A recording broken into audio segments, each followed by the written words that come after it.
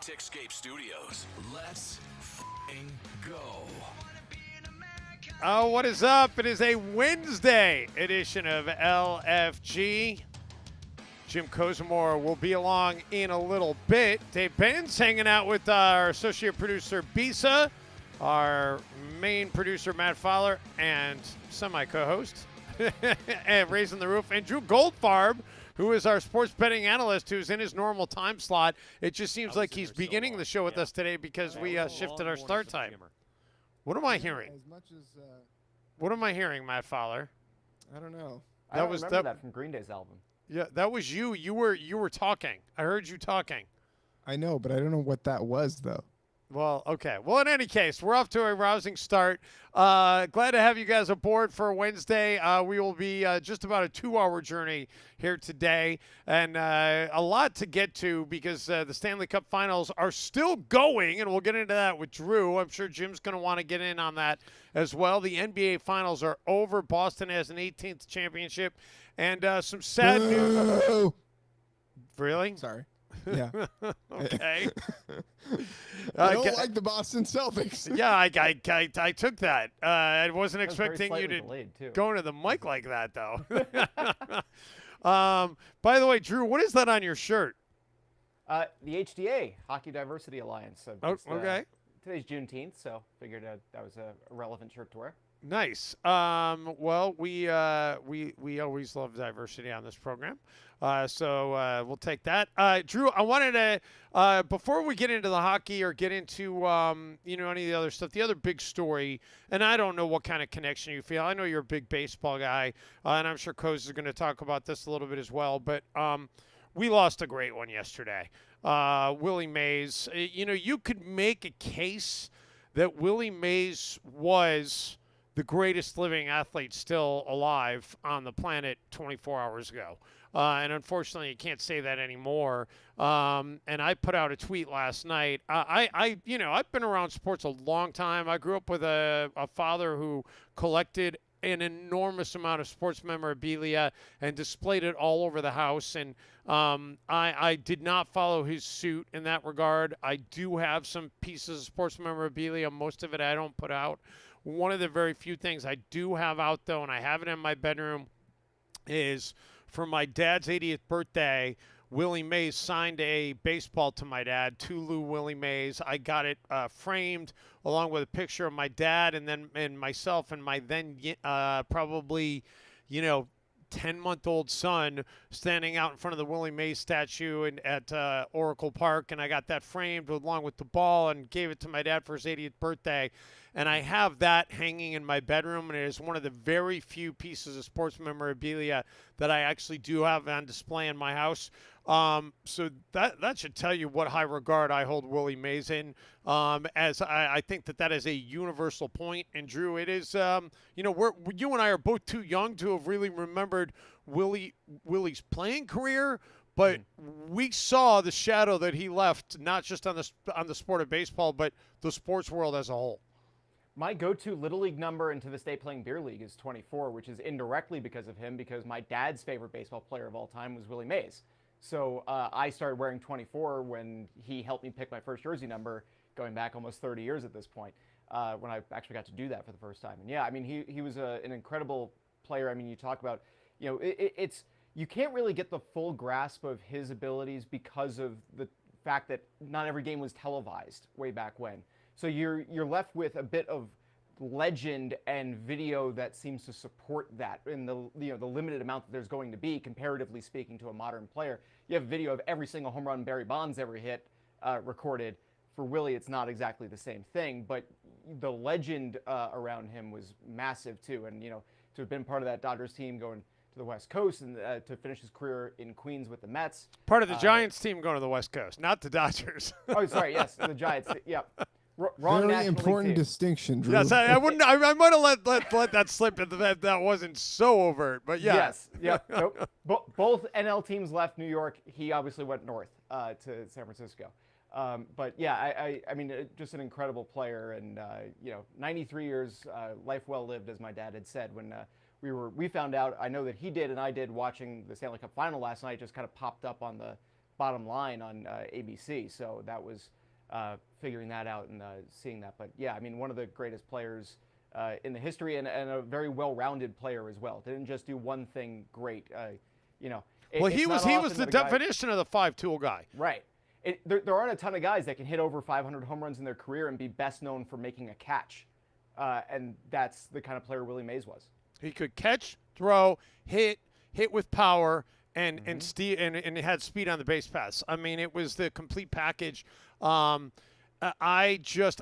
was fortunate enough to met Willie Mays on a couple of occasions, and I'm gonna not go too deep into those stories because I'm guessing Coase has some stories as well with all the years he worked at Chronicle Live. I'm gonna imagine that at some point he had Willie on one of those shows. But I will just tell you, the first time I met Willie Mays, I can't say I really met him, but it's one of my earliest memories. I have no idea why he was there. But I just know that 1976, which neither of you was even alive yet, 1976, the bicentennial celebration, the 4th of July parade in Syracuse, New York, for some reason that I do not know, Willie Mays was in the 4th of July parade for the bicentennial celebration in Syracuse, and my dad had me at 7 years old run out to the convertible that Willie Mays was in with an autograph book, and I gave it to Willie, and he signed his signature. So I guess I got Willie's autograph from my dad twice in his life. But he signed the autograph book, and I just, I had no idea at that point who Willie Mays was, but I have a recollection of that event at 7 years old, because it was so unusual that, here comes a guy down a street in a convertible in a parade, and everybody's going crazy, and my dad's telling me run out and get his autograph. Like, oh, this has got to be somebody who's a big deal. Yeah, I mean, that's an amazing story to be able to have. I mean, and it's one of those things where, I'm sure that's a great shared memory that you get to have with that. So even if you don't remember all of the details of it, it's one of those, I had a similar one with Gary Carter as a kid, not meeting him, but just one of those things that I wasn't sure if I dreamed it or not, because it happened when I was so young, and my dad ended up confirming it years later. So, that's an awesome story to be able to have. And yeah, I mean, a lot of people have he seems like he was I never got to meet him. Seems like he was a really great ambassador for the sport, and just a great individual, in addition to being one of the greatest baseball players of all time. Yeah, Matt, you got anything on Willie Mays? You got any Willie associations? I do. I was able to meet him once, and it was coming back from Las Vegas. I was walking through the SFO airport, and my dad and I, it was going to be. Sorry, I'm blanking. We were running because there was we had to get dinner, and my mom was waiting for us at the restaurant, and so we're running through, and I look over, and Willie Mays, and I recognize him because he always had that old Giants hat on, the old hat that he always wore. I recognize him, and my dad's running, and he's like, "Come on, like, why are you stopping?" I'm like, "I gotta go say hi to Willie Mays." And he's like, "What?" And I'm like, "I'll be back in a second." And I just took off, and lo and behold, there he was. And he gave me the greatest response I have ever heard from a celebrity when you meet him and tell him you're a big fan. First of all, I don't usually do that very often. I don't tell celebrities that I'm big fans just because, they're just people. But I told him, I said, "Willie, I'm a big fan of yours." He looks at me, he goes, "I know."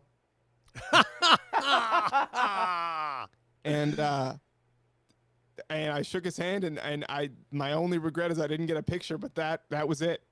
Oh, that's cool. That's and that was one of the coolest things that I'd ever happened to me. And Willie was being honest when he said, "I know."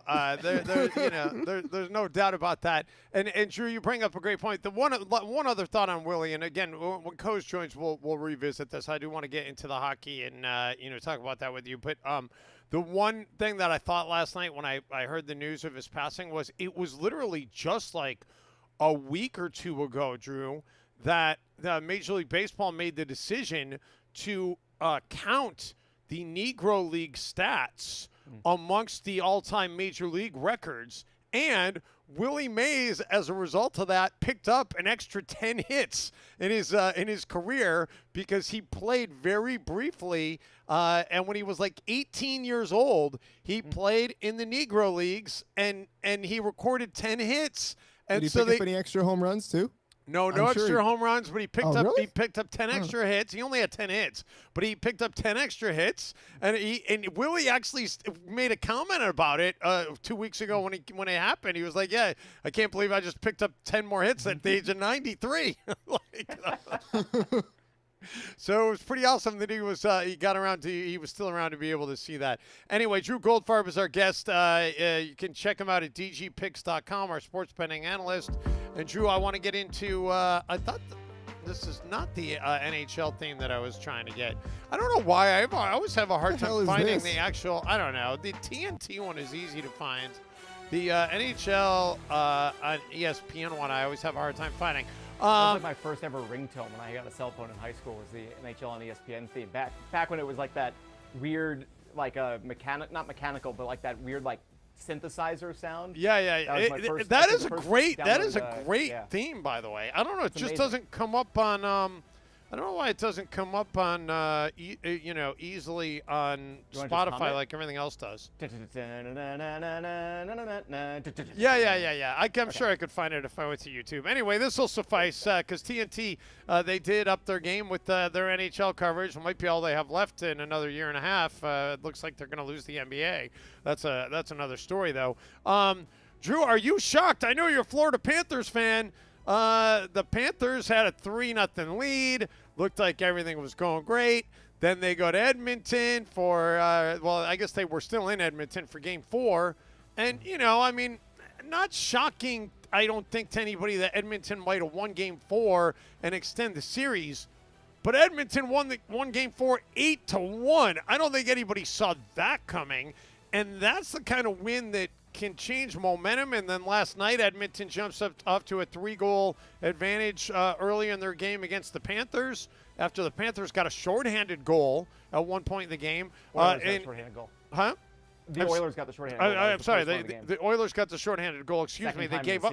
They gave it up. The momentum in this thing now. Florida still only needs one win, but Edmonton's got all the momentum right now. As a Panther fan, you got to be a little bit nervous. I actually disagree with that. I think Edmonton had the momentum from the third period of Game 3 through 5 or 10 minutes into the second period last night. If you look at that game and go period by period, the Oilers were the best team in the first period. The Panthers were the slightly better team in the second period, and the Panthers dominated the third period. And the only reason Panthers didn't dominate the second period is because it took them 8 minutes to get their first shot of the period. They were easily, basically Matthew Tkachuk sparked that team. Once he had a play, once he was on that forecheck and forced that turnover, the Panthers controlled play the rest of the way. There was a 14 or 17-minute stretch from middle of the first period until nearly the middle of the second period where Florida did not have a shot on goal. And they only had one in a very long stretch. Special teams is really the difference, and the only reason the Panthers have not won the series yet. They gave up a shorthanded goal previously in the series. They gave up one last night. They gave up a 4-on-4 goal in Game 2, which I was in attendance for in Florida, where it should have been a 5-minute power play for Florida. They took a penalty in the middle of it. Edmonton scored 4-on-4. And if you're looking at the third period last night, the special teams play was not super different. Connor McDavid is Connor McDavid. He does some ridiculous things.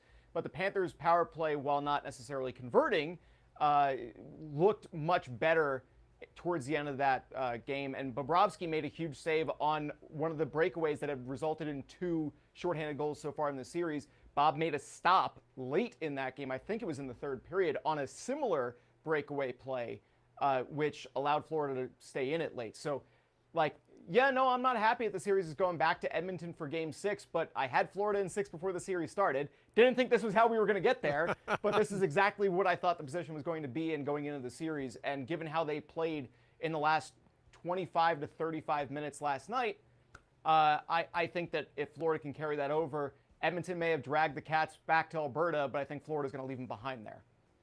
And apparently is this the first time that team has forced Game 6 down 3-0? I think I saw that. No. No, It's actually happened. I'm sorry, in the finals. There's one example in NHL history where a team down 3-0 in the final has overcome that to win the series. Oh, Oh, really? really? I didn't know that. Yeah, you're going back like 90 years. Wow. The Toronto Maple Leafs were the ones that did that. So that should tell you all you need to know about how basically irrelevant that stat is because it was so long ago. The Leafs haven't won a cup since the NHL expanded from the original 6. So, and they were the one team that's overcome a 3-0 deficit. So Kind of ironic. That is, I mean, it's just, it goes to show you that how long ago it was. That hasn't happened when there's been, a significant thing. There's a lot of caveats if you add to it that this is the first time it's happened, but it's like more like I think it's the first time that the higher seed has won the first 3 games and then lost 4 and 5, with game 6 being a road game. Like, that's one of those things where it's, the second Wednesday after the first Tuesday of the 5th month of the 20th year per decade, if you're counting on the farmer's calendar almanac. Like, that gets into that weird territory. So if you're looking for, has it ever happened? Yes. Is any Leafs championship relevant to what happens in the modern Stanley Cup playoffs of the last 60 years? No. Not really. Well, and I don't. If it was that long ago, I have no idea what the travel schedule might have been. Would they have done 2-3-2? They might have done. They might have been like, the 3-4. Who knows what the travel? They didn't probably travel quite as much. Well, they certainly didn't travel quite as much because there were only 6 teams and they were all between Chicago and Montreal. So you're talking about or I guess Chicago and Boston. You're talking about, that's a direct flight you take when you're trying to get to somewhere that doesn't fly direct from Chicago or Boston. Right. Like, if you're trying to go to Iceland from Chicago, you stop in Boston first. So is game 6 tomorrow, or are there 2 days off? There are 2 days off. The NHL has done that, which I guess thankfully it worked out that way, given that this is the longest distance between Stanley Cup final opponents in league history. But they've basically done, if there's a travel day, there's an extra day off in between. So they're off today, they're off tomorrow, and the game will be on Friday. Okay, and then game 7, if there is one, would be Sunday or Monday? Monday in South Florida. Wow. Okay. All right. Yeah. That's interesting that they would skip the weekend altogether. Drew, let's talk a little bit about this from a betting perspective. I know last time we got, I think it was when the Bruins were still alive. We got to a point where there was going to be a game 6, and you had found a little wrinkle, which if you thought the series was going to go over or under 6 games versus who's going to win the game, that the odds were slightly different. You finding anything like that for people to be on the lookout for as it pertains to the Stanley Cup Finals? At this point in the series, it's a little tricky to kind of go with a series prop bet. You can bet that the series goes 7, but it's -128, and Edmonton to win, which would have to happen for the series to go 7, is -122. So ignore that. It's +104 for the series to end, though, in game 6, which means Florida would have to win. And right now, the odds on them winning are given at +102. So if Florida is going to win game 6, if the series is going to end and not go back to South Florida for a game 7, you're better off taking the series under 6.5 than taking Florida to win. If you think the series is going back to Florida, you're better off taking Edmonton money line than taking the series for over 6.5 games at this point. And then if you want to get crazy with it, you can basically bet on the series, the Oilers to win the series, or right now FanDuel offering +210 to take the Panthers to win in exactly 7, which is basically parlaying the Panthers to win Friday, or the Oilers to win Friday with the Panthers to win Monday. So whether that's ideal or not, +280 for Edmonton to win the Cup right now, which is wild considering that they were like 30-1 about a week ago. Let me ask you this: if Edmonton does, and they're obviously, as you said, slight favorites to win Game 6 at home. Mm-hmm. If they do win Game 6, how nervous are you going to be as a Game 7? Yes, Florida gets it at home, but Edmonton will have rolled off 3 in a row. Yeah, wouldn't be thrilled. From a fan perspective, that would be a little nerve-wracking because you don't want to be in that 2004 Yankees Red Sox position. But yeah, I had Florida in 6 before this series started, so I'm just going to say that I'm hoping only one team is making the trip back to South Florida after Friday, and then that's planning a parade somewhere. But yeah, I'd be a little concerned just because, if you're losing 3 straight games, it's like being Edmonton in Game 4. If you lose 3 straight games, how do you snap out of that?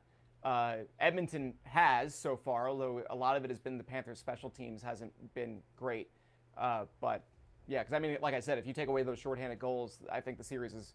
I don't know that the series doesn't end in 4 if the Panthers' power play and penalty kill doesn't let them down in Game 4. But certainly the series would have ended last night because that was literally the difference maker, was that shorthanded goal that Edmonton scored. Yeah, and then as you said, you felt like the Panthers played better in the 3rd round, but they did get a power play opportunity late that they could have had a chance to tie the game, and weren't unable to cash in with that. Drew Goldfarb is our guest, dgpicks.com for all your sports betting needs. So Drew, what are you going to focus on? The NBA Finals are done. The NHL Stanley Cup Finals are almost done. Is it all baseball? Or are you going to be starting to, look at the football, season bets? What are you sinking your teeth into? I'm keeping an eye on baseball at the moment because that's the sport that's going to be ongoing, and it's essentially I won't move on to football until hockey is done. I know a lot. If you're a big hockey or a big football person, you're obviously been looking at it since the Super Bowl ended. You're looking at what happened in the next year. But for me, hockey and baseball being my 2 favorite sports and the primary ones that I focus on, as long as the NHL Stanley Cup playoffs are still going on, which hopefully it ends in 48 hours from now. Yeah, I'll be keeping an eye on baseball because there's a lot. We had a lot of day games today because midweek sometimes you run into that, but there's a lot of opportunity for some interesting wagers, and baseball is a season-long thing too. So it's one of those sports where, because there are so many games, there are so many different ways to play it, and that's beneficial when you're trying to hit at a 55 to 60% success rate at right around even money wagers all the time. That it's important to, go with the ebbs and flows of a baseball season. How many home runs is Ohtani going to finish the season with? And what kind of numbers can I get on that? I think he hit his 20th last night. He's found a little bit of a groove, and I don't know if you saw the shot he hit last night in Colorado. But granted, it's Colorado, so we're on a sliding scale. But I believe it was 476 feet. I mean, that thing was just absolutely. He tattooed that thing. 476 is, I think, if it's at Oracle Park, I think that's 26 feet away from the glove in center field. That's good Oracle Park knowledge right there by you, Matt Fowler. That is great Oracle Park knowledge. Yeah, it'll be interesting to see. I mean, Ohtani is just so good. I mean, it's amazing that he had an injury that cost him being one of the best pitchers in baseball this season, and he's still one of the best hitters in baseball. Like, it's incredible that you can lose like an entire half of a player's skill set for a season and be like, no, he's still one of the best players in all of baseball. He's currently 14-1 to lead MLB in home runs at season's end, which is trailing Aaron Judge and Gunnar Henderson of the Orioles. So on the FanDuel charts there. You can get home runs right now, at least from FanDuel, on Aaron Judge, where he's 3-1 to get to 60 at the moment. So it's interesting. I mean, Ohtani's he's so freaking good. Judge got hurt last night, by the way. So yeah, he's sitting on 26. Henderson's got 22. As of right now. 7.5 to 1 on Henderson at the moment, and Aaron Judge is minus 240 to lead the majors in dingers at season's end. So yeah, if you want to play that card and see if maybe Judge loses a little bit of time, and now would be the time to pick Henderson, Ohtani. Also available on that list is Ozuna, Yordan Alvarez, and Pete Alonso. Alonso and Alvarez each at 32-1 at the moment. So. Little ways back. Juan Soto, 40. Where's Kyle Tucker on that list? He is 60-1. 60-1. He's got 19. I mean, I don't have a deep Kyle Tucker knowledge to know whether or not that's even crazy to entertain. But yeah, I'd probably stick. I'd stick with Ohtani, man. It's I'm not saying he's going to lead the majors in home runs, and if Judge doesn't miss time.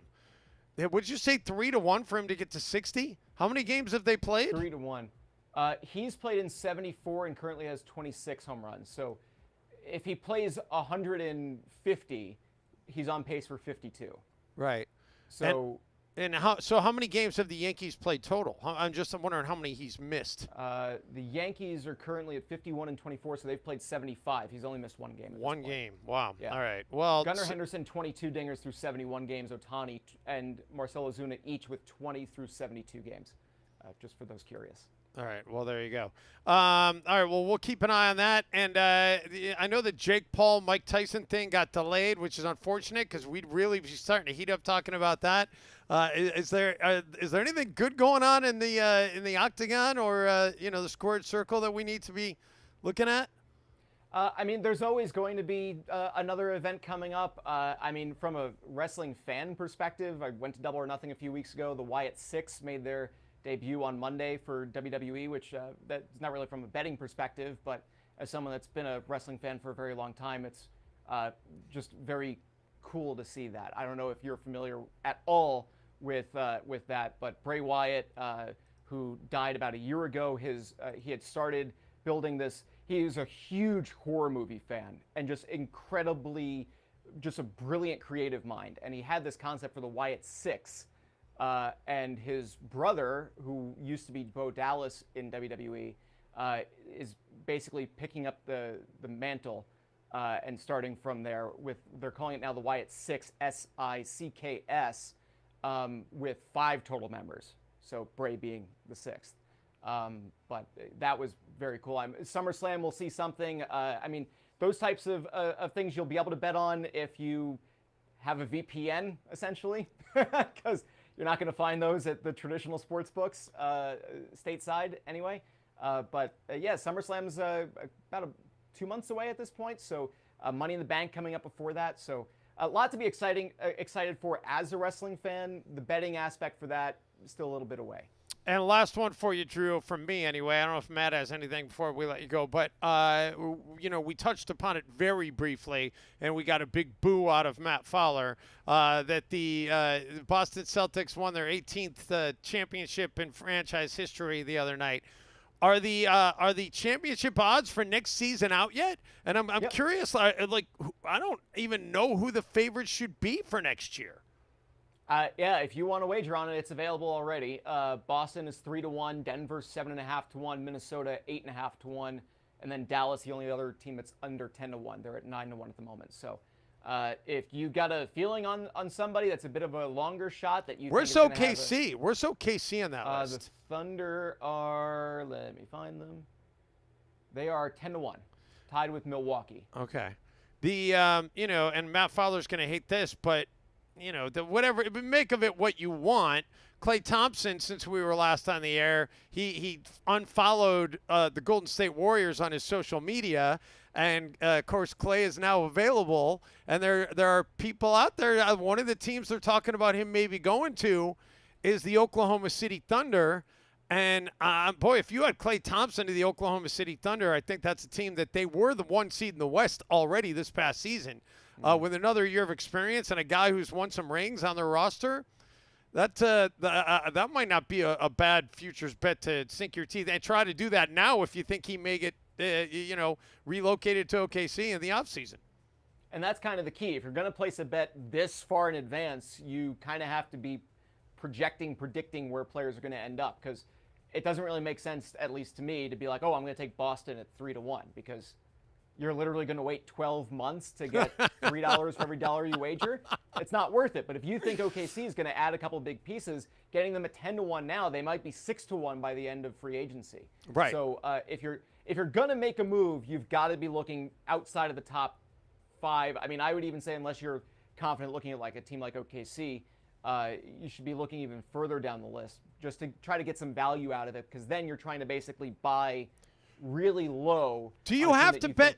Do you have to bet titles? Win totals probably aren't out yet, right? I mean, is it only championship?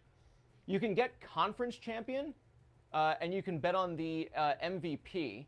You can also bet on who the number 1 overall pick for the NBA draft is going to be, or number 2, and so on with that. But right. Yeah, right now, at least looking at FanDuel, that's kind of what they've got available. It's we are so far from the postseason next year that they just might be holding out a little bit on, trying to see where some of the key free agents end up.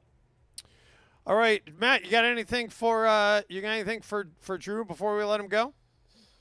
I mean, I know the Warriors are 22-1. Matt, are you awake? Matt, are you awake? I feel like you're struggling here. We got an hour later start time. You got an extra hour of rest to be ready for the show, and I feel like like we went backwards, like you lost an hour. No, I just have had trouble stringing together my thoughts today. But the Warriors are 22-1 as the quintessential optimist for everything Warriors. Doesn't that seem a little? I mean, that seems like the value's pretty good there. I think 22-1 is once they lose Clay, it's going to go to like 40-1. Okay, let's assume that they don't lose Clay. I'm seeing 35-1 for Golden State at the moment. Okay, plus 3,500. They're 20-1 to win the West. They're 35-1 to win the title. So if you're seeing a sports book that has them at 20, I would recommend. This is why you line shop, right? Because especially for these types of long-term bets. This far out, you might see some variation on that. Right. Okay. Got it. All right, there you go, Matt Fowler. Warriors. He'll live and die by the Warriors, man. You gotta love it. There's no doubt about that. Drew, always good to talk with you, my friend. We will catch up with you again next week. Probably we should be back on our regular Thursday slot next week. I just tomorrow wasn't good for Coase, and I've got to travel to Chicago for an event that I'm doing in Chicago this weekend. So we shifted the show to Wednesday. And thanks for being flexible and coming on Wednesday. And hopefully we'll be talking about a Panthers Stanley Cup championship when we see you on next Thursday. I'm rooting for the Panthers. Yeah, it's also nice. It's also nice to keep the Canadian teams another year without winning a Stanley Cup. That's always great because it's been since '93. So yeah, let's keep that drought going. And you know what? Why not have another party in South Beach? Because the Celtics said that before they go to their parade on Friday, they were all going to go party in Miami. How about that for a diss for Boston? Yeah, we're getting out of here. This place sucks. We're going to party in Miami. But we'll be back for the parade. Anyway, Drew Goldfarb, check him out, dgpicks.com. We are going to take a quick time out. Back with more LFG after this. Stay with us. Hello? Tracy, it's Phil. Phil, where the hell are you guys? I'm freaking out. Yeah, listen. We fucked up.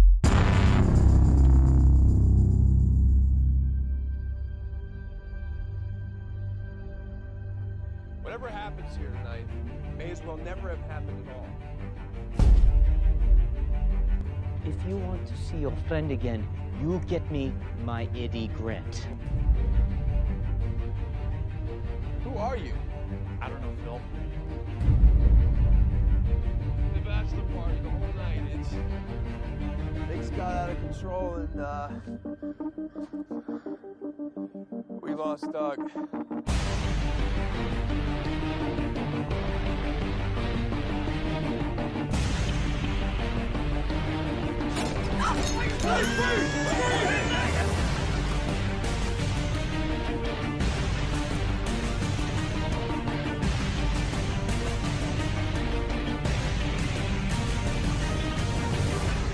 Alright, what the fuck, man? We gotta get this shit together, guys.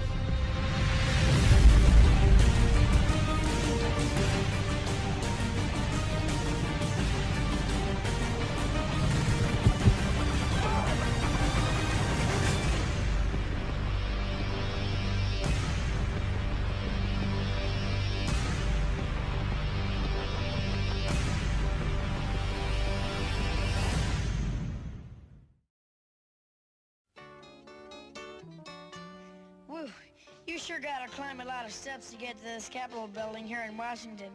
Well, I wonder who that sad little scrap of paper is. I'm just a bill, yes, I'm only a bill, and I'm sitting here on Capitol Hill. Well, it's a long, long journey to the capital city. It's a long, long wait while I'm sitting in committee, but I know I'll be a law someday. At least I hope and pray that I will, but today I am still just a bill. Gee, Bill, you certainly have a lot of patience and courage. Well, I got this far. When I started, I wasn't even a bill. I was just an idea. Some folks back home decided they wanted a law passed, so they called their local congressman, and he said, "You're right, there ought to be a law." Then he sat down and wrote me out and introduced me to Congress, and I became a bill. And I'll remain a bill until they decide to make me a law. I'm just a bill. Yes, I'm only a bill. And I got as far as Capitol Hill. Well, now I'm stuck in committee, and I'll sit here and wait while a few key congressmen discuss and debate whether they should let me be a law. I hope and pray that they will. But today I am still just a bill.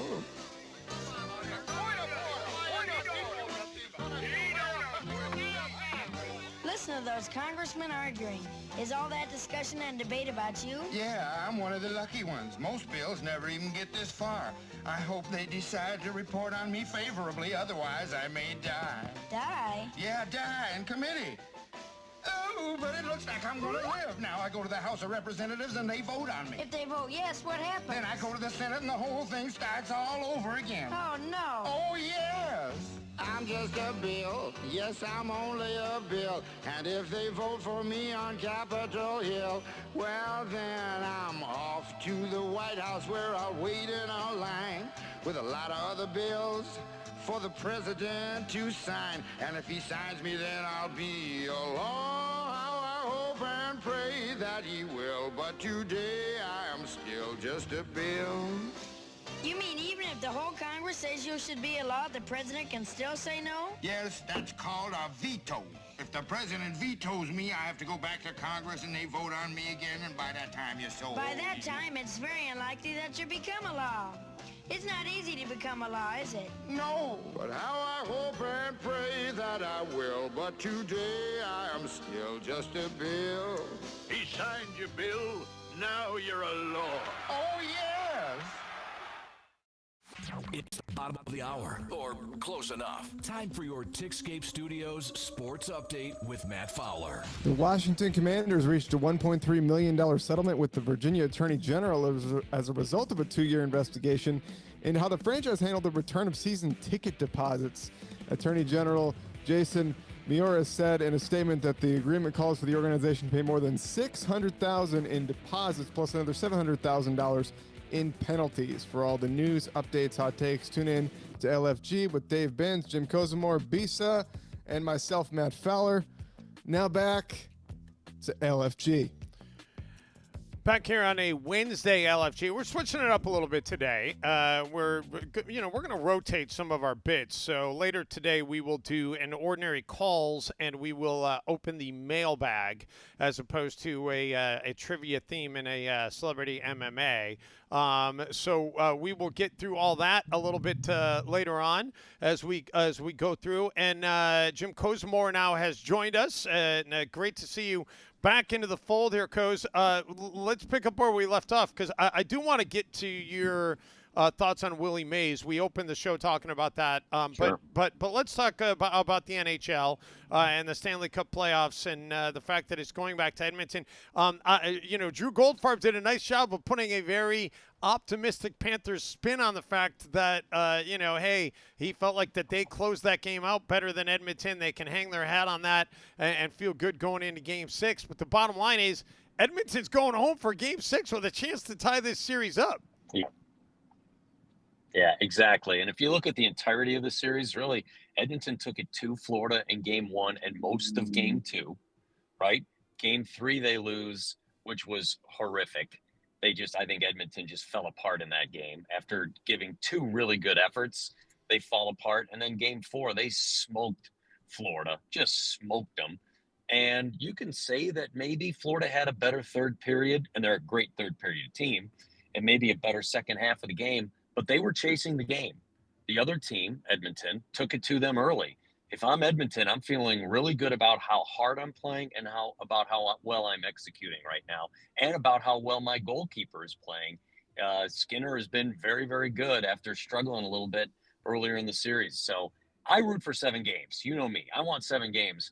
But with Connor McDavid, did you see what he did last night? Connor McDavid is the greatest athlete going in sports right now. He is just fantastic to watch. And he, in some ways, single-handedly willed the Oilers. So I love what's coming up in Game 6. Drew did say if it goes 7 games and Connor McDavid, has a big Game 6 to get it to 7, that he wins the Conn Smythe regardless of who wins the series. Oh, that's interesting. That's a pretty good take, because I think a lot of people would point to Sergei Bobrovsky and say probably is the guy that you're going to give the Conn Smythe. Maybe even Barkov from Florida, but you're right. McDavid's got the name, and if he wills his team to a Game 7, and maybe even definitely wins Game 7, he's going to do it. But if he gets his team to the Game 7 and loses, you're probably going to see him get an awful lot of votes. So I need to ask. I'm a little bit curious. Where are you? Where are you heading right now? And I do see that you are not driving, so that is good. No. Yes, I'm exactly. I'm going hands free, and I'm not driving. My wife and I just finished up. Do you know Justin Hathaway from NBC Sports? Sure, Bay of course, yeah. Justin called me at the last minute. He and his wife Pixie have a surprise trip here to the town I live in. And so this morning they gave me a last second call and said, we're going to be in your town, not just Nashville, but in your town at noon. And I said, well, I got to do it. I got to go and see you. I haven't seen you in over 2 years. And so I just finished a little lunch with my former boss, Justin Hathaway, and his wife, as they are here on an anniversary trip. Nice. I've met Pixie. In addition to knowing Justin, I met Pixie, and she's a wonderful lady. So I'm sure you guys had an amazing lunch. Speaking of going back to our time, in at Comcast Sportsnet, now NBC Sports Bay Area codes, of course, the sad news yesterday involving one of the greatest players, if not the greatest player. I'm going to put a little of this in for you for a second. If Cooperstown is calling, it's no fluke. They'll be with Willie, Mickey, and the Duke. Of course, the great Terry Cashman, Willie, Mickey, and the Duke. That might be a little dated for our younger audience, but that song is a classic. And Willie Mays, you say Connor McDavid, and I'm going somewhere with this. You say Connor McDavid, maybe the best player on the planet right now. Coz, I think prior 24 hours ago, Willie Mays was on the short list, if maybe not at the top of the list of the greatest living athletes on the planet. And that title has now been vacated, and we can have another discussion another day about who is now the greatest living athlete on the face of the earth. But Willie Mays was certainly in that conversation. Certainly here in the United States, he was either at or very near the top of that list. And, I'm guessing, I don't know for sure, we've never talked about Willie, but with all your time working at Comcast, NBC Sports Bay Area, I'm guessing at some point you had a chance to be able to converse with Willie and meet Willie, and I'm curious what your interactions with him were. Yeah. We had so when I was hosting Chronicle Live, Candlestick Park's final game was a 49ers game against the Atlanta Falcons. And so the entire crew was out there, and we were doing full-blown coverage, whether it was my show and then 49ers pregame, the whole thing. We did everything. Well, late that afternoon, they said to me, well, you're going to get a sit-down with the Willies. And I said, what are you talking about? They said, the Giants are bringing Willie Mays and Willie McCovey back to Candlestick Park one last time. Because Candlestick, for those who don't know, was originally built as a baseball park, not a football stadium. It was not enclosed. It was open. And those two guys are the two greatest Giants, and at the time, the two greatest living Giants. And they said, this is going to be their last official sit-down interview, and you get to do it. And so I was like, oh, that's cool. It didn't hit me that I was going to do this interview with these two incredible guys who I had met in passing before. And so we're at the stadium, and we do our show, and then I had to do this. It was going to be a separate interview, not live for the show. It was a separate interview that they were doing for another purpose. And so they're leading me through the tunnels, and I'm walking all around Candlestick and in the back catacombs. And I finally hit this corner, and I turn the corner, and I get in this small room, and I look up, and it's Willie Mays and Willie McCovey seated. And Willie Mays looks up at the door, and he goes, Cosmo, I know you. And I was like, what? I was like, Willie Mays knows who I am. That was like the most amazing thing in my career was that Willie Mays actually picked his head up, saw me, and kind of got my name in there. And I was like, that is awesome. And so I got intimidated. It's not often that you get intimidated doing, like, maybe in the beginning you get intimidated, then your job is your job. That was one of the few times I was pretty intimidated when I was seated between the two Willies, and I'm trying to ask them questions without, fanboying it up for the 10 minutes that we were together. So that's my Willie Mays and Willie McCovey story. So I mentioned this at the top of the show. I have in my bedroom a baseball that Willie signed as I got Willie to sign a baseball for my dad to give my father as a gift for when he turned 80, and it says to Lou Willie Mays. And when I got that ball signed, because I don't know if you remember how often you went in the Giants clubhouse, but Willie, he held court in Murph's office every single, maybe not every game. Willie didn't come to every game, but Willie pretty came close to it. Yeah, though. out of 81 home games, I bet he was there for 65 or 70 of them. Yeah. And Willie would sit in Murph's office. Mike Murphy has been the clubhouse attendant for the San Francisco Giants ever since they came to San Francisco. And he would sit in Murph's office and he would hold court. And and I had brief interactions with Willie prior to that.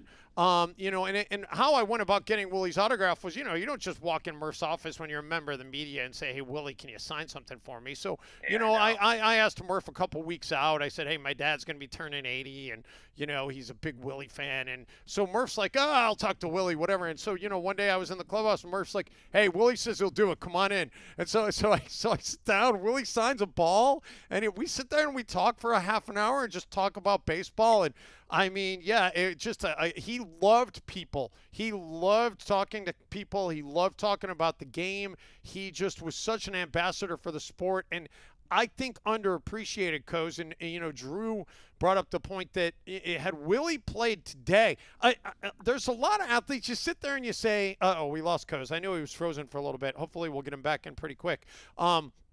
But for the audience out there and Matt, there's a lot of players out there today that you sit there and you say, oh, Babe Ruth, how would he really have done against, today's players? Could Babe Ruth have struck out Shohei Ohtani? Could, Babe Ruth have hit Justin Verlander? You sit there and you try to make these cross-generational equations and try to figure out who could stand the test of time. I would contend that Willie Mays could he would do just fine in today's baseball. There's no question, because as we talked about with Drew, he could hit for average, he could hit for power, he could catch the ball, he could throw the ball, and he had blazing speed. And Matt, I don't know if there's a comp out there for Major League Baseball today that had the 5 tools in spades as good as Ohtani is. Ohtani doesn't have the speed that Willie Mays had. Shohei Ohtani isn't a threat to steal bases. And defensively, I think Shohei is good. I don't think Shohei is a great defensive player. That's why he's DHing. I mean, he's a great pitcher, but he's not going to be out there in the field unless it's a rare situation for some reason.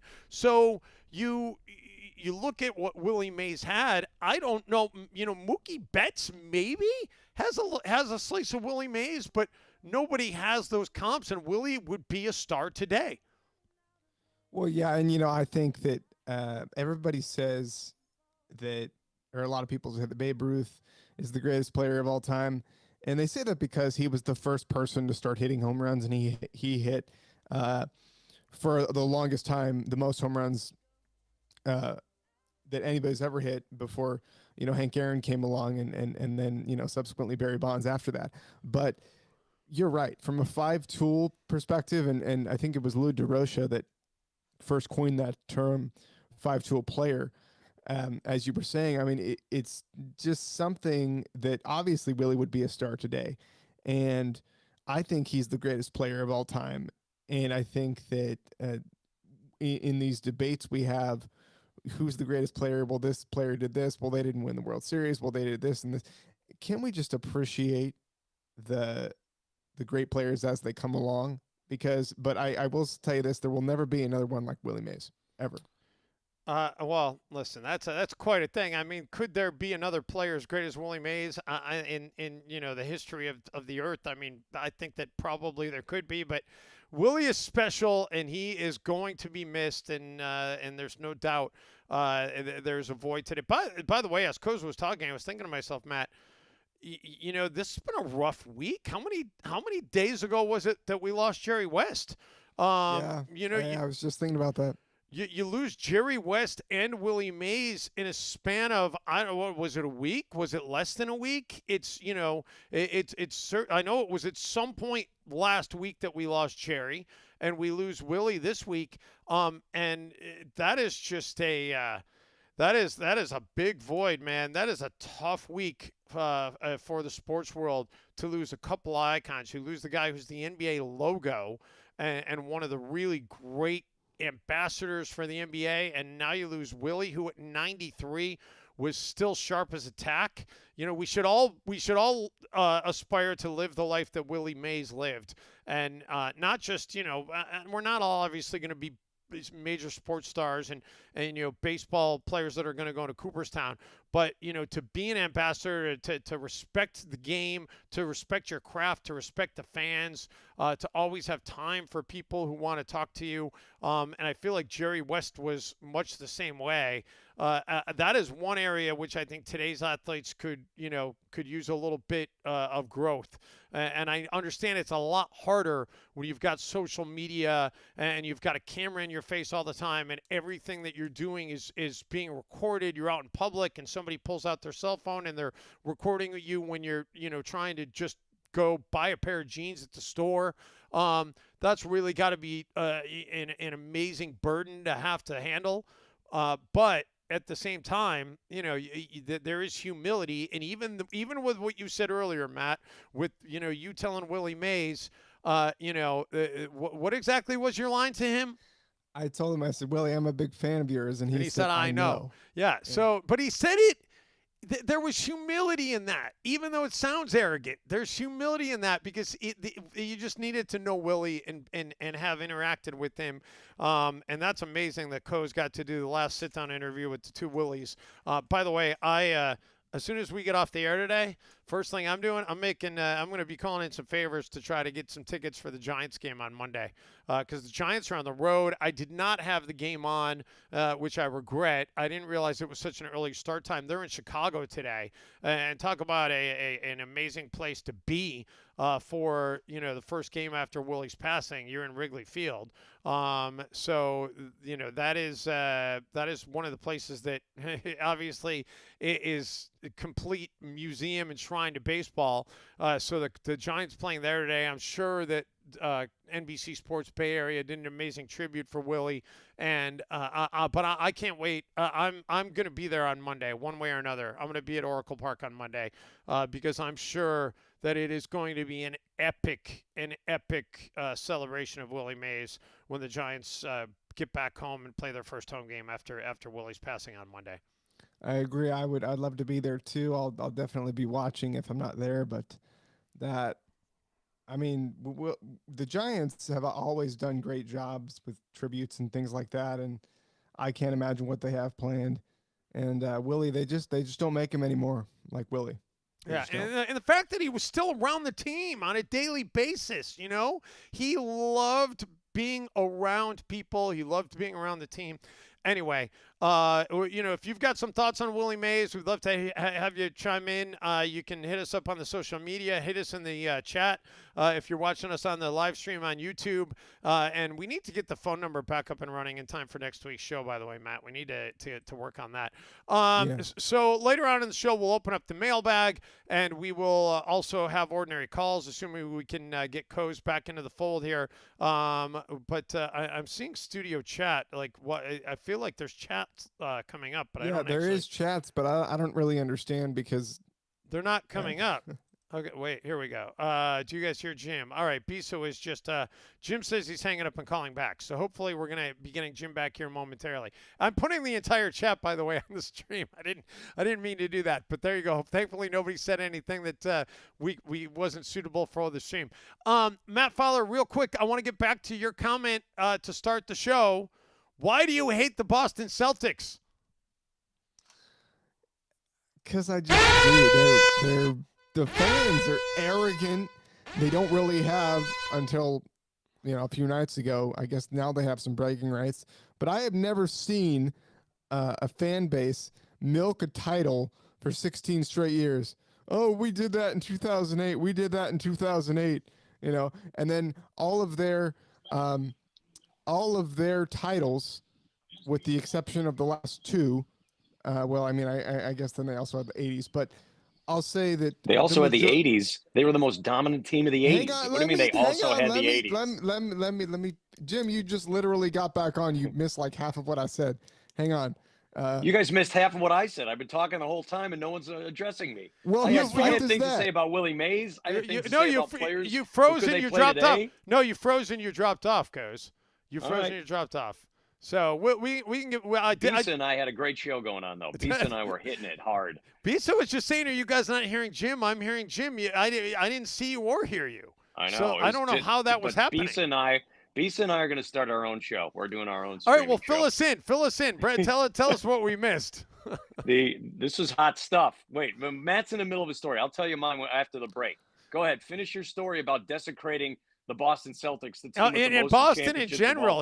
He was dissing Boston fans in general. That's a good idea. Now that part I would do too. They also don't know how to drive. But coming from me though, maybe there's a little bit of a tongue-in-cheek thing. But no, the other thing is what I was saying. Obviously, yeah, they had the titles in the 80s, but apart from these last two titles, now they have 18 banners, right? 18, correct? Yes. Okay. More than anyone. Okay, so they had the two recent ones separated by 24 years, and then they had what, 3 in the 80s, right? 3 in the 80s, yeah, 3 in the 80s. Bird. Other than that, okay, so you have 13 other ones, and they all were when back before all this, back before the NBA was popular, back before you had all the talent. I mean, half of that stuff was during the. I don't know. They were pretty popular in the 70s when you had. They were popular in the 70s, but they didn't do anything in the 70s. They didn't win anything in the 70s. They did a lot in the 70s when they had Cowens and Havlicek and all those guys. They didn't win a title in the 70s. They didn't win. What did they win a title in the early 70s? Didn't they? Didn't that dominance of the 60s spill over to the early 70s? The Knicks won it, I think, in 71. Are we sure the Celtics didn't win it in 69, 70? I am sure about that. And it's just, when you're bragging and the majority of your titles are with the Eisenhower and Kennedy administrations. Ouch. It loses some of its muster. I disagree. I chose the longevity of greatness, but go ahead. Well, go ahead, desecrate it. That's okay. You're the young kid on the staff. You're in your mid 30s, and the battle. And you have recency bias. I'm in my early 30s. Get it right, Jim. All right. All right. What are you? 34, 35? 32. 32. You look older. Wait, what was that? What was that? Nothing. You look older. Yeah, you look older.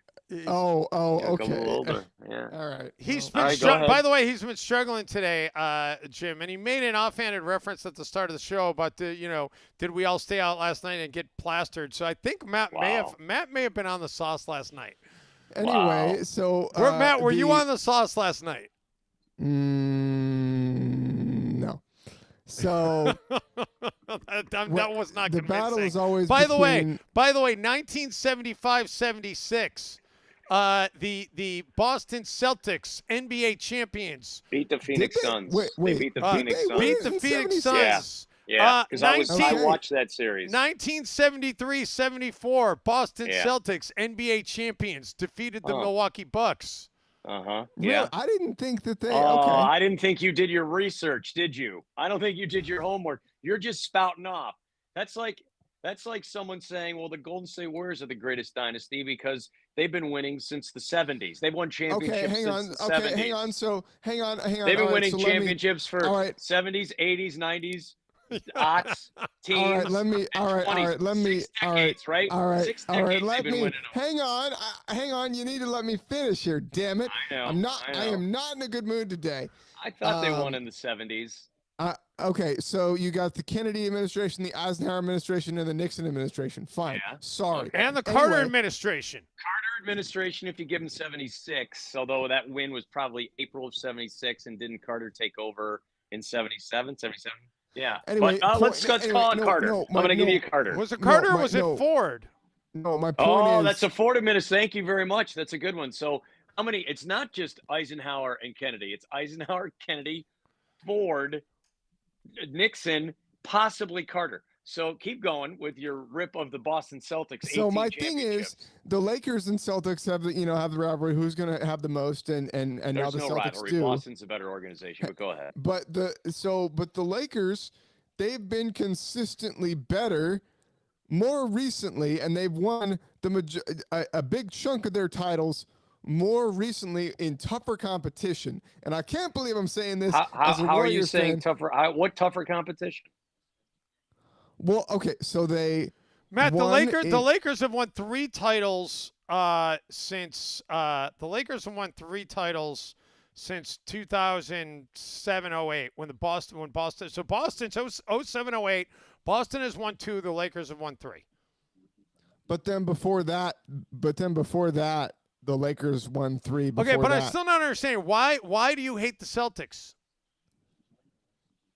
Because just the East Coast, So you don't like East Coast. You don't like East Coast people. I'm better than everybody else, and you guys are terrible, and That's kind of a West Coast vibe. Quite frankly, that's kind of a West Coast vibe. I'll lump Philly in there too. I'll lump Philly in there too. Okay, so you can have Philly. No, remember when the when the 49ers played Philly and they were showing somebody was taking a video of just walking into the stadium before the game. People were flipping you off and F this, F that, throwing things at you. I mean, what's possible? What the hell are you doing? Like, and I'll tell you why they do this. I'll tell you why Boston sports fans and East Coast sports fans in general do this. And although I will say I've met a lot of Knicks fans. Knicks fans are nice, but I'll tell you why East Coast sports Bing fans. bong. Go ahead. I'll tell you why East Coast sports fans do this is because the weather sucks and they don't have anything else to do and they're just angry about things. And you guys are just, you know what? You are just smelling like a West Coaster. You are just so wrong on all your hot takes. I am you guys, not you're the most wrong at condescending, all. least educated fan in sport is the West Coast sports fan. That is just Least so educated? condescending. Yes. Wait a minute, hang on. Least educated? Yes. The people you guys on the have East no Coast, concept. They think you that guys the have 49ers no throw concept. wine and cheese parties. Here's Matt's take on the East Coast sports. I don't give a fuck. That's Matt. Wow. That's Matt. Wow. That's Matt. That's Exactly. Matt talking East Coast sports right there. You know what? Wow. You know what? No. I will say that I don't give a fuck. How's that? See? Wow, that's mean-spirited. Here's all you need to know about West Coast sports takes. When the LA Kings won the Stanley Cup, the news station that the evening news in LA, one of the big 4 networks, they opened with the championship by using the Sacramento Kings logo for the LA Kings championship. Oh God. How good is that? That Yeah. tells you what sports mean to the West Coast right there. All right, so I think I'm well situated for this conversation about East Coast, West Coast sports because I grew up on the East Coast. I've lived on the West Coast primarily for the last 15 years. So I got a pretty good take on both. So I think we can talk a little bit about that. We also need to get into the mailbag, and an interesting letter did just come into me that I'm going to add in. So that should be pretty fun. And we also are going to get into ordinary calls. So a lot to get to. Let's take our top of the hour break. I got some hot baseball takes too, though. Yeah, and it sounded to me like you may have had some more Willie stuff to get in. So I wanted to hear the rest of that story. So let's take a time out. More ahead on LFG. Stay with us. We're back in just a few minutes. Like I'm running. We have nothing in common. Oh, sure we do. We love each other. I want a divorce.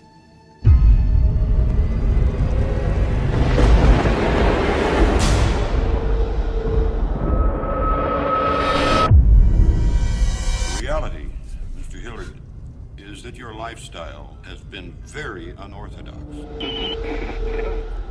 And I refuse to further subject 3 innocent children to your peculiar and potentially harmful behavior. It is the court's ruling to award sole custody to Mrs. Hillard. Hello? Hello? I'm calling in regards to the ad I read in the paper. Yes. Would you tell me a little bit about yourself? Oh, certainly, dear.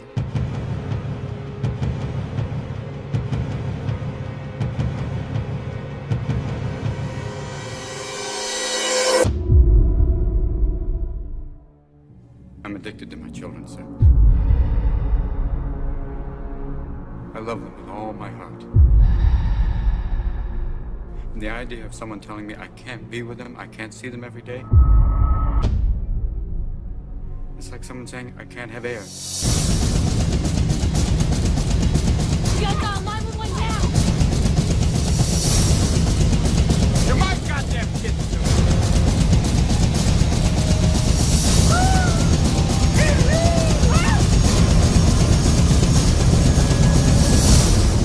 My close-up, Mr. DeMille.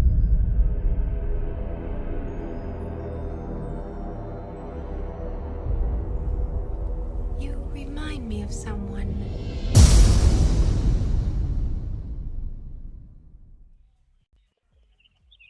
Are you ready? Live from the Tickscape Studios. Let's f***ing go. Welcome back, LFG on a Wednesday, and we are not all in the Tickscape Studios. One of us is outside, and I can hear the birds chirping. I know. It sounds like I know. Yeah, are you at your house? It looks like you're on the back porch at a golf club. I know. I'm at my home right now, and I'm just enjoying. I'm getting ready for Tennessee Volunteers baseball, College World Series going on, and a chance for another 1 seed to win it all. But they need a win today against their nemesis, the Florida State Seminoles, which is a big game coming up. So, big afternoon planned here. What am I hearing? Oh, Happy Gilmore. My bad. Let me. Matt, how is that happening? You keep having things roll. Like, are you playing things in like iTunes or something? Where are you playing the? Yeah. Hang on. Let's just listen to let's just listen to this for a second. Hang on. This is what Matt does in his spare time, Coach. He watches Bob Barker and Adam Sandler fight. It's a funny bit, though. It's a funny bit. It's a great movie.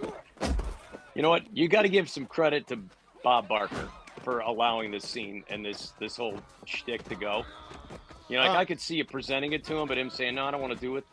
But then Sandler says, yeah, we got to do this fight scene. You eventually win, but I get in some good licks. Don't you think that's pretty cool, Bob Barker? Yeah, wrong, by the way, speaking of movies, I happened upon something last night that I got about maybe an hour into, and I need to finish, that I didn't know existed.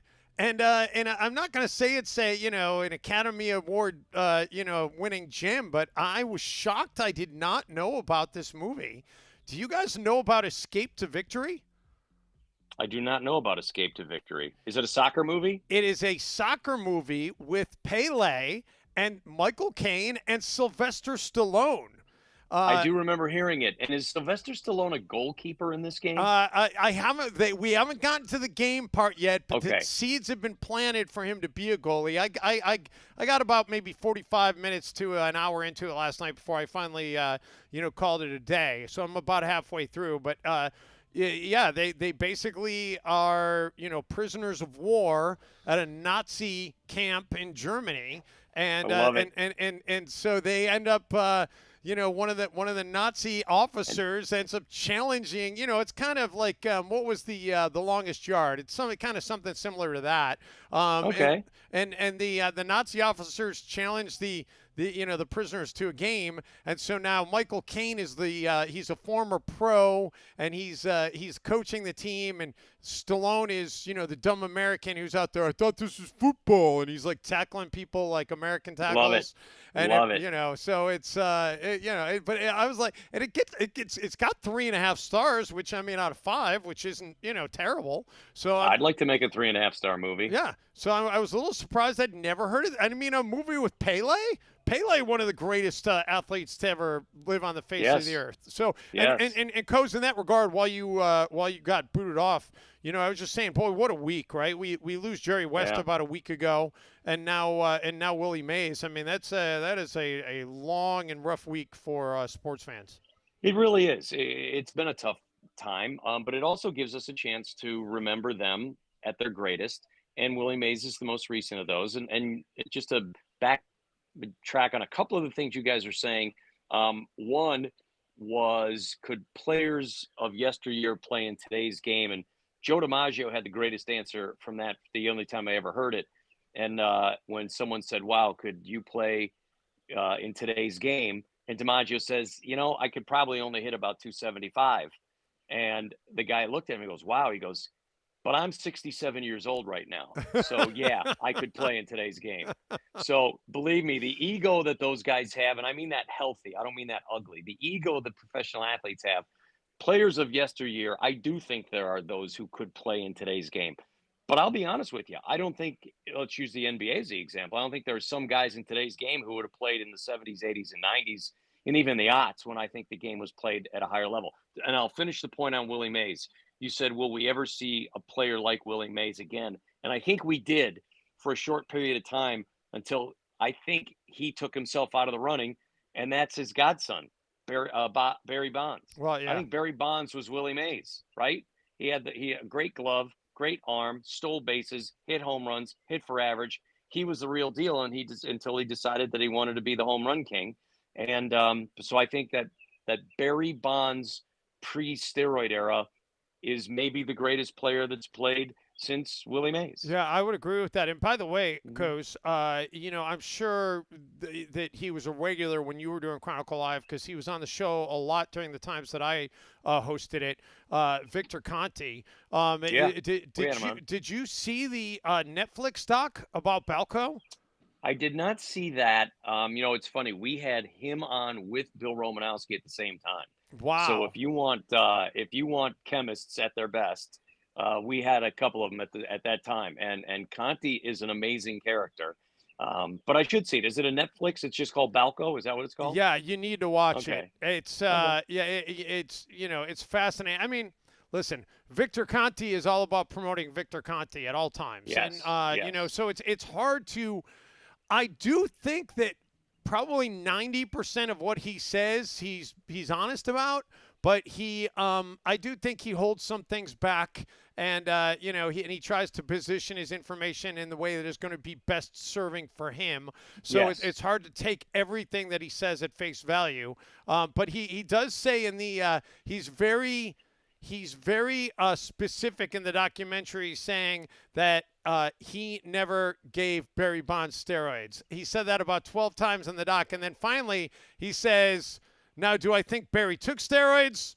I think probably he did. But he says that, that he never gave them to him. He never said, yeah, I gave them to my buddy who gave them to Barry. And the amazing thing is, like, they got all the records for getting it from the trash can outside of Belco. That's how they got all the information and got all the dirt. And I didn't realize it was the IRS that started the whole investigation, not even the FBI. Anyway, yeah, I agree with you though about Bonds and Willie being gone. Did you have any other things about Willie you wanted to throw in, Coz? No. I think everyone's kind of touched on it. I think it's great that we are revisiting his career and what he meant. And he's in the discussion for the greatest all-time player. I know Matt was talking about Babe Ruth. Babe Ruth and Shohei Ohtani, I think, is a good comparison because they both pitched and they both hit home runs. That's a really good comparison. And Shohei may be doing the next level because he's pitching on a more regular basis, whereas Babe was a pitcher, was successful, also hit, and then he decided, somebody decided, this guy's too good of a hitter. Let's just let him hit all the time. And I like comparing guys from different eras, even though it's unfair to do. And I think that's what makes sports great. And I think Mays is one of those guys who probably could play in any era. A lot of people don't want to say that about Ty Cobb, but I like to think I'd like to see Ty Cobb facing some of these guys. You know, it's interesting. And I did mention also, Coach, earlier about, I did think it was pretty interesting that Major League Baseball 2 or 3 weeks ago, they added in all the Negro League stats to their all-time stats, and Willie picked up an extra 10 hits, and he was alive to see that happen, and he made a joke about, hey, I'm the first player in history to get 10 hits at the age of 93. That's good. That's a good joke, That's how good he was, Coach. Could he play in today's game? Yeah. He got 10 hits at 93. That's a great line. Now, here's the other the sidebar to this is they're going to play – Major League Baseball is going to play a special set of games at the old Negro Leagues Park in Birmingham, Alabama, where Mays started his career. All right. I believe it's called Rickard Field. That sounds about right. And I think that's where the Giants are going after the Cubs series. I think they leave the Cubs series and they go play the series down in Alabama. You are correct. That's it. And they're supposed to play in that ballpark. Which I think it's just one game, though. Is that all it's going to be? I think it's just one game. Okay, and they've upgraded the park.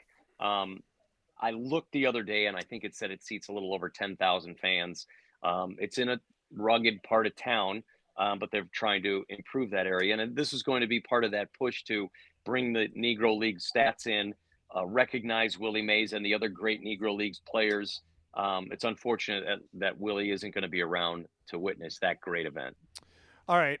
Listen, we got a lot to get to still, and only not a lot of time left in the show. So let's get right to the mailbag segment. Wait, hang on. Hey, Jim, no, that's fine. You can play the music, but I have another funny joke as related to age and whatever. You hate how you hate anything that's not Golden State Warriors or San Francisco Giants? No, 49ers. we were talking about Willie Mays getting 10 hits at the age of 93. Give me a good one. Give me a good one.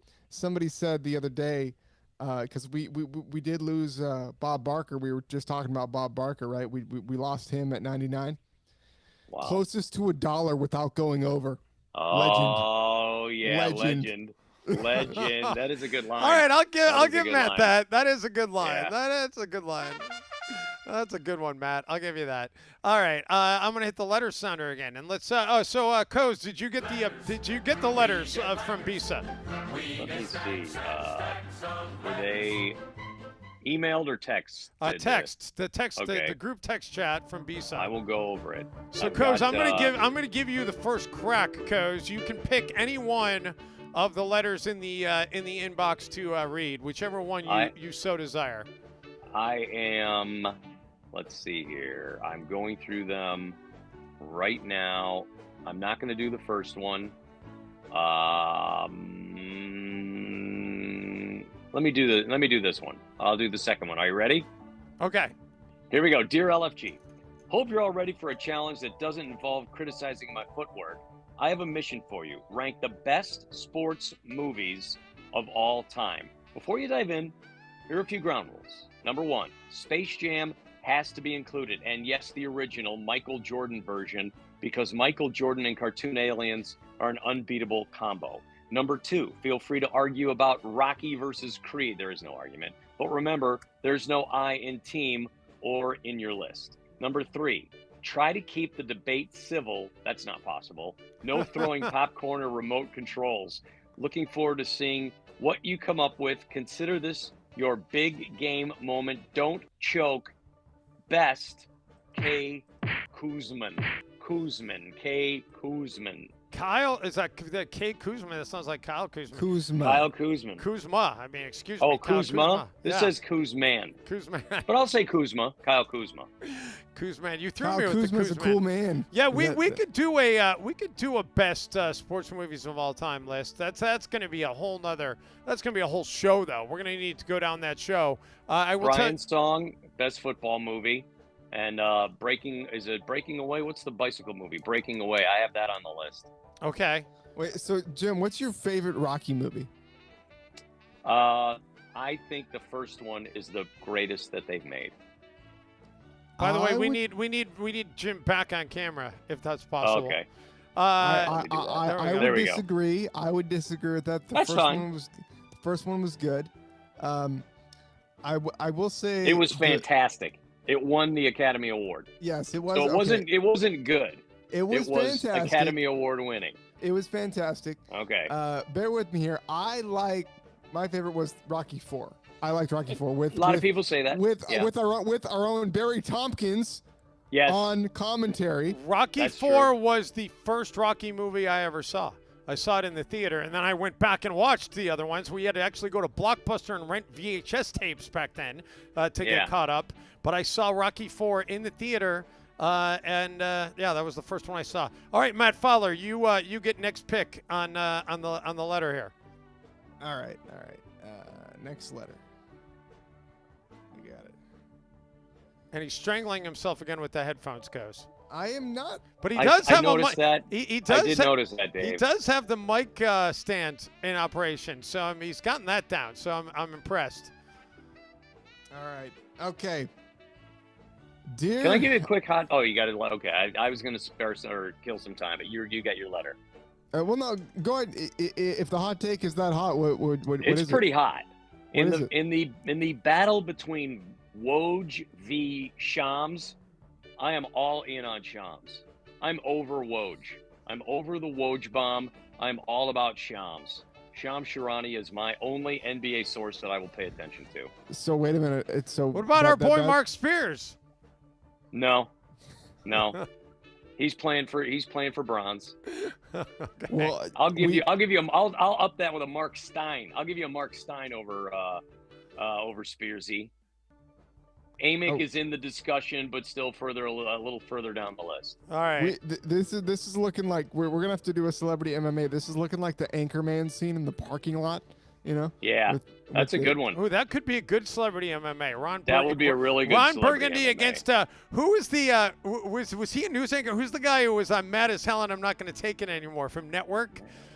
Remember that movie? Oh yeah, that guy. Yeah, that's a good one. Yeah, I don't know his name, but that was a good one. Yeah. Who would win a fight between Ron Burgundy and Walter Cronkite? I feel like Walter would pull out some old school, like. You guys, I'm stunned that I got no reaction for my Shams over Woj take. I don't. Dude, come on. I'm not burning any brain cells on my concern over that. Really? Oh my God, that's the only thing that's. What's funny? Funny is you're all on who's delivering the NBA news, but actually watching the games you could care less about. Well, that's my point is that the NBA only cares about winning Twitter, and Twitter is such a small element of life. There's some entities that think it's the thing, and the NBA is one of them. Everyone says, oh, the NBA is winning Twitter. You know what? Their ratings are down. They were the finals. We just saw the finals, and their ratings are down. Nobody cares. It's interesting. Well, it's interesting. It was not a Anyway, all right, Matt Fowler, what do you got? All right. Dear LFG, I hope this letter finds you well. Probably in the middle of a heated debate over who's better, LeBron James or Michael Jordan. There is no debate, but anyway, spoiler alert, it's LeBron. I'm reaching out because I've noticed you guys Rip have that a letter lot. up. Rip that letter up. I'm just reading it, man. I know. I'm just telling you, rip it up. I agree with you, but I'm reading it. I can't rip it up. I'm reaching out because I've noticed you guys have a lot to say about my game. So I figured, who better to ask for tips than my most vocal critics? Here are a few areas I could use some help with. Should I be focusing on dribbling between my legs or yours? You seem to know all the angles. Do you recommend practicing my jump shot in the gym? Or should I just aim for the moon and hope I land among the stars, or at least on ESPN's top 10? When guarding someone, Is the letter written with these long dramatic pauses? No, it's just me. Okay. Because Way to go, Olivier. Because Lawrence I'm Olivier reading it for us. Let's get to the point. Come on. When guarding someone, is it better to stare intensely into their soul or just trip them with some witty banter? Looking forward to your expert advice. Just remember, every tip you guys give gets me one step closer to dominating the court and maybe even silencing your commentary. But hey, a guy can dream. Best regards, 4.2 points, Bronny James. Bronny James chiming in. Bronny James. Well, he's about to become a, if it were me, it'd be an LA Clipper. But yeah, well, we still got a week to figure out where he's going to end up in the draft, if he's going to end up in the draft. You know what I'd do just to piss everyone off? You know what I'd do? If I were Steve Ballmer, I would do half of what you want him to do, Jim. I would draft him. Okay, Yep. I'd draft him, and then I would sit him on the bench for 82 games straight. wow, that's just mean-spirited. No, that's why I give him a two-way contract. I make him play in the G. No, which I think is fair because he's about a G League, you know. I don't even think he's talent. there, dude. Well, we're going to find out. Somebody's going to take a chance on him, and it's probably going to be. Well, all I'm saying is follow Woj or follow Shams because he'll rip Woj. All right. They're having a spat right now. They're having a big spat. All right, let's get to the final letter. This one comes in. It says, "Dear LFG, attention, Matt Fowler. Word on the street is you're thinking about messing with Beantown. Just a friendly warning, don't. Bostonians are tougher than the Big Dig traffic and more passionate than a Tom Brady comeback. You see, we bleed Sox red, Bruins black, and our hearts beat in Celtics green. So unless you want to face a horde of rabid fans wielding Fenway Franks and Dunkin' iced coffees, we suggest you to steer clear. By the way, you've been invited to an exclusive invitation on Bunker Hill at 9 p.m. tonight. Wear your best outfit. Don't be late. Consider this your only warning. Boston strong, baby. Cheers, the Beantown Brigade." Did you just use the term big dick traffic? Big dig traffic. Oh. Okay. Well, you could see how I could misinterpret that. No, I really can't. But well, I will say, Matt, at first, Matt, I agree with you. That's the what first it thing I sounded thought, like. And then I realized what Boston is the big dig, and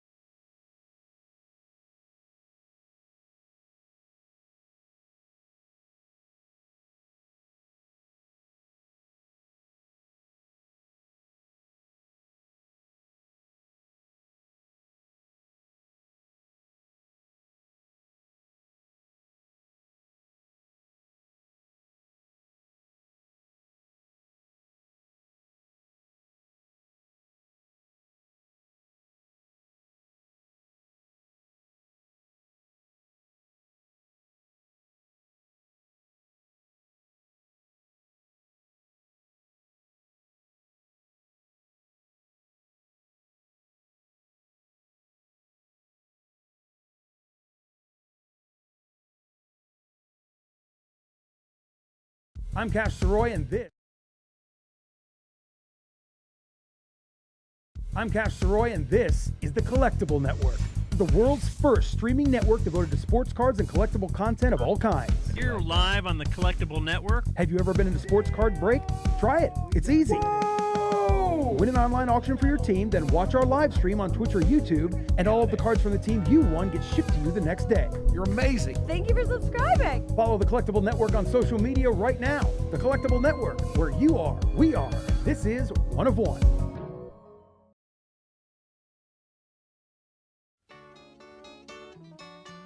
Woo, you sure gotta climb a lot of steps to get to this Capitol building here in Washington. Well, I wonder who that sad little scrap of paper is. I'm just a bill, yes, I'm only a bill, and I'm sitting here on Capitol Hill. Well, it's a long, long journey to the capital city. It's a long, long wait while I'm sitting in committee, but I know I'll be a law someday, at least I hope.